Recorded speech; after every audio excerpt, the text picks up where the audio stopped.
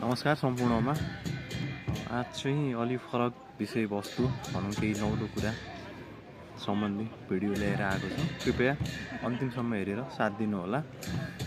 आजको टपिक रहेको छ सुदूरपश्चिमको पहाडी भूभागमा बनाइने भोग पर्व है त।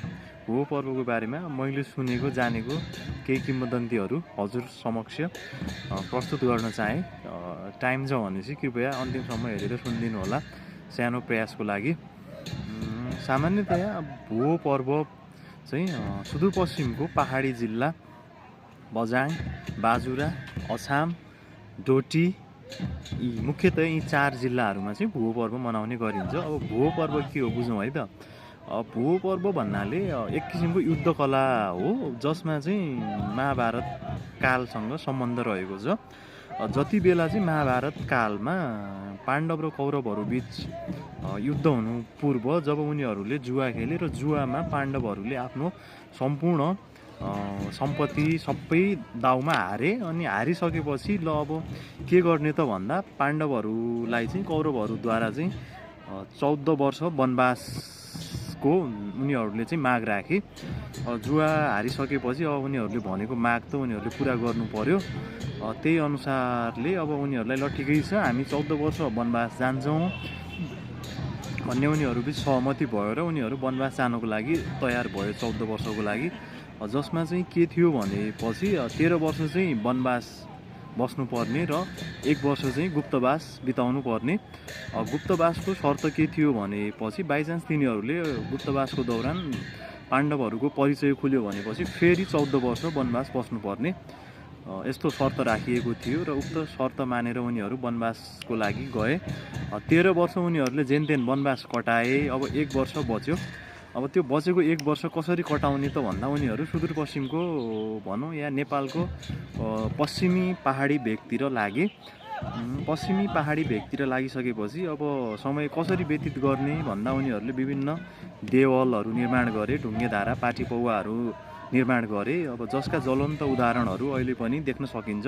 जस्तै अछामको पञ्चदेवल रहेको छ, अनि डडेलधुराको अजय मेरुकोट, अनि त्यस्तै बझाङको विभिन्न ठाउँमा यस्ता देवलहरू हामीले देख्न सक्छौँ। अहिले पनि ज्वलन्त उदाहरणहरू रहेका छन्। तीमध्ये कयौँ पाण्डवकालमा निर्माण गरिएका ढुङ्गेधाराहरू पनि हामीले देख्न सक्छौँ र केही अवशेषहरू पनि बाँकी रहेको हामी देख्न सक्छौँ। अब त्यो गर्दा गर्दा उनीहरूको 1 वर्ष पनि सकिन आँट्यो। अब उता कौरव पक्ष बीच बुझ्दा चाहिँ अब त्यस्तो सकारात्मक आउला जस्तो उनीहरूलाई लागेन। अनि त्यसपछि के गर्ने त ल अब धर्मको लागि भयो भने युद्ध त हुन्छ, फिक्स नै हो हैन। त्यसको लागि अब हामीले पनि युद्ध कलाहरू सिक्नु पर्यो भन्ने उनीहरूको मनमा लाग्यो पाण्डवहरूको। अनि त्यसै आधारमा उनीहरूले युद्ध कलाहरू सिक्न थाले। अब त्यही युद्ध कलाहरू सिक्ने दौरान चाहिँ अब यो भोग पर्वको सुरुवात भएको हो भन्ने अब मैले किंवदन्ती सुनेको छु हैन। अब हजुरहरूले के सुन्नु भएको त्यो चाहिँ थाहा छैन। अब मैले सुनेको कुरा हजुरहरूलाई सेयर गर्न चाहे। अब युद्ध कला पनि अब जस्तै इन्डियाको कुमाऊँ गढवाल क्षेत्रमा पनि यो पाण्डव नृत्य नामले चिन्न सकिन्छ भने नेपालमा चाहिँ हामीहरूले यसलाई भोग पर्व भनेर भन्ने गरेका छौँ।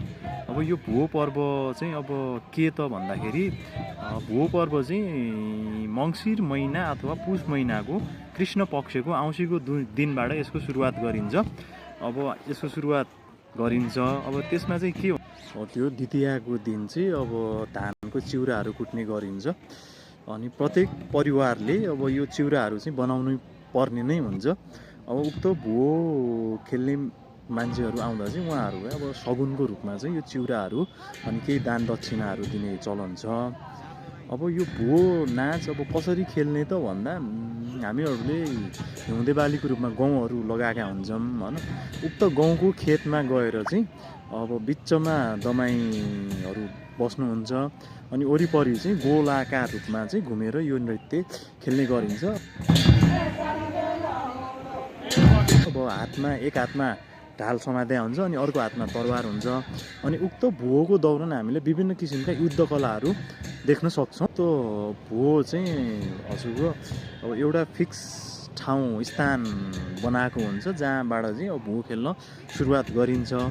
अब उक्त ठाउँलाई भुवाखाडो भनिन्छ। अब जहाँबाट चाहिँ भो खेल्न स्टार्ट गरिन्छ। अब कुनै मन्दिरको नजिक चाहिँ उक्त भुवाखाडो हुन्छ।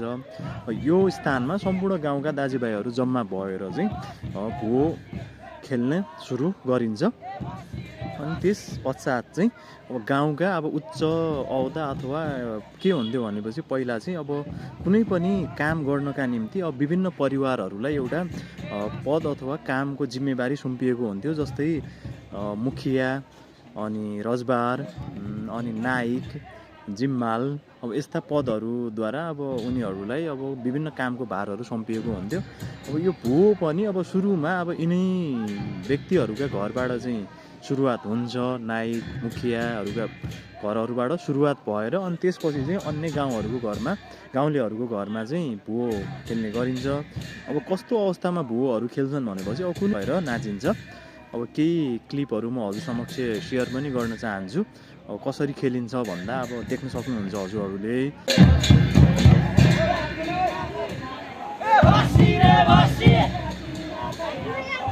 अनि खेल्ने अब पहिला चाहिँ के थियो भनेपछि अब कुनै पनि परिवारमा जेठो छोरा जन्मदा अथवा कुनै पनि शुभ कार्य हुँदा चाहिँ त्यो घरमा उक्त भो पर्व खेल्नको दौरान अब गाइने केही श्लोकहरू परापूर्व कालमा भारतलाई चाहिँ अब के भनिन्थ्यो भन्नाले सम्म भूभाग भएको हुनाले माल अथवा मधेसको नामले चिनिन्थ्यो। पहाडी भूभागमा भारत चाहिँ अब यो पञ्चपाण्डवहरू अब के गर्दै अब त्यहाँ सुदूरपश्चिमको ती भूभागसम्म पुगे त अब कुन ठाउँ हुँदै गए, तिनीहरू बाटोमा के गरे आदि इत्यादिहरू अब तिनीहरूले भोगेका कुराहरूलाई चाहिँ उक्त भो नाचको दौरान गाउने गरिन्छ। अब चाहिँ यो भो पर्व खेलिसकेपछि चाहिँ अन्तिममा चाहिँ सुरुमा चाहिँ ठाडो भो हुन्छ। अब यत्तिकै गरेर अब उनीहरू कोही गाउँका अग्रज व्यक्तिहरू हुनुहुन्छ, उहाँहरू चाहिँ अगाडि गएर एउटाले भन्ने अनि पछाडिका वालाले त्यसलाई दोहोऱ्याउने यस्तो गर्नुहुन्छ। अनि लास्टमा चाहिँ अब आशीर्वादहरू दिने गर्ने अब उहाँहरूलाई चाहिँ पञ्च पाण्डवहरूको स्वरूप मानिन्छ। उहाँहरूले चाहिँ आशिका दिनुहुन्छ प्रत्येक परिवारहरूलाई उक्त खेलको दौरान चाहिँ। अनि जब उनीहरूले चाहिँ अब त्यो भो टुङ्ग्याइसकेपछि चाहिँ अब बाजाको ताल पनि बदलिन्छ। अनि त्यही अनुसार अर्को हुन्छ चाली भस्सो भन्ने हुन्छ। अब जसमा चाहिँ विभिन्न किसिमका युद्धकलाहरू हामीले देख्न सक्छौँ। अनि उक्त चाली पनि सकिसकेपछि अब जो पनि गाउँका अग्रज व्यक्तिहरू हुनुहुन्छ उहाँ चाहिँ एक ठाउँमा बिचमा जम्मा भएर चाहिँ भारी खेल खेल्ने चलन थियो पहिले। अब अहिले चाहिँ कतिपय त्यो चलन चाहिँ लोप भइसकेको छ। अनि भारी खेल खेलेर अनि अन्तिममा उहाँहरूले अगाडि देखेको गाउँका सम्पूर्ण बुढापाकाहरू जम्मा भएर होइन एकदम खुसियाली हर्षोल्लासका साथ भो पर्व खेलिन्थ्यो। तर अहिले विडम्बना के भयो भन्दाखेरि चाहिँ विभिन्न वैदेशिक रोजगारी, बढ्दो सहरीकरण, बसाइसराई इत्यादि कारणले गर्दा चाहिँ यो हामीहरूको भो पर्व चाहिँ लोप हुने स्थितिमा छ। अब केही यस्ता सङ्घ संस्था गाउँका दाजुभाइहरू पनि हुनुहुन्छ, उहाँहरूले चाहिँ अहिले पनि अब जगेर्ना गर्ने प्रयास गरिराख्नु भएको छ। अब 10-15 वर्ष अगाडि हेर्ने हो भनेपछि अब विभिन्न युद्धकलाहरू भोको पनि अनेक रूपहरू देख्न सकिन्थ्यो। तर अहिले चाहिँ अब कयौँ तीमध्येका प्रकारहरू चाहिँ लोप भइसकेका छन् अहिले आउँदाखेरि चाहिँ। अब यसको के भन्ने हो भने चाहिँ अब बेलैमा सम्बन्धित निकायको ध्यान आकर्षण होस् होइन, सम्बन्धित सबैले बुझुन्। अब मेन भन्दा पनि सम्बन्धित निकाय भन्दा पनि अब तपाईँ हामीले बुझ्न जरुरी छ आफ्नो धर्म संस्कृतिको बारेमा होइन। हामीले नबुझेपछि अब कसले बुझिदिने। अब जे भए पनि आफ्नो जरो छोड्नुहुन्न। मान्छेले जहाँ पुगे पनि अब जति धन सम्पत्ति कमाए पनि काहीँ न काहीँ आफ्नो संस्कृतिसँग चाहिँ अब जोडिराख्नुपर्छ। अब पनि यो बझाङ, बाजुरा, अछाम, डोटी अब जुन क्षेत्रमा यो भो पर्व मनाइन्छ अब यहाँमा पनि अब भो पर्वलाई मुख्य पर्वको रूपमा नै लिनुपर्ने हो। तर त्यस्तो हुन सकेको छैन है त। त्यही भएर अब बेलैमा आफ्नो संस्कृति कल्चरको जगेर्ना गरौँ, धेरै पश्चिमवाद पनि नबनौँ, आफ्नो धर्म संस्कृतिलाई नछोडौँ भन्न चाहे। धन्यवाद। कस्तो लाग्यो कृपया भिडियो सुनेर अन्तिमसम्म हेरेर प्रतिक्रिया दिनुहोला। ल।